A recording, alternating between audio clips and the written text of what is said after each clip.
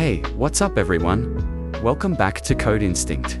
In today's video, we're diving into a super useful Excel tip that'll make your data way easier to manage.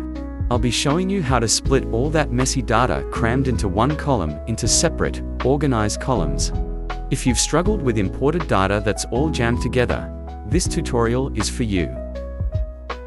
A huge shout out to our Patreon supporters. Your support makes this channel possible. And I appreciate each and every one of you.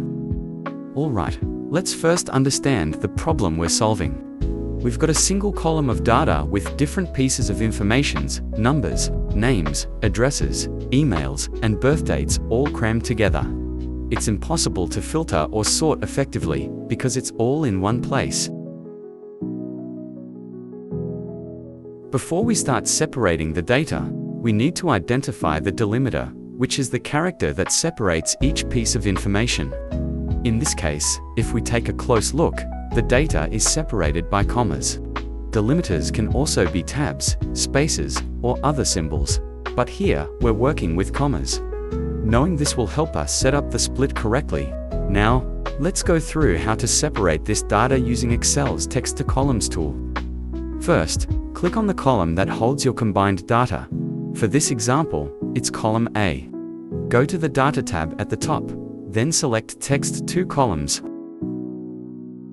When the wizard opens, you'll see two options, delimited and fixed width. We'll choose delimited because our data is separated by commas. And then click Next. In the Delimiters section, check the box for comma. You'll also see a preview of how your data will look once split, so you can make sure everything lines up correctly.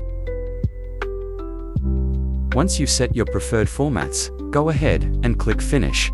Your data is now neatly split into individual columns. You'll have separate columns for the number, name, address, email, and birth date, all ready for sorting and filtering. And that's your data is now organized and way easier to work with.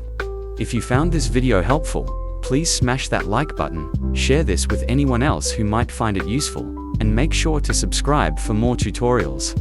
And a huge thank you to our amazing Patreon supporters. You guys make this possible, and I appreciate your support so much. Thanks for watching, and I'll see you in the next video.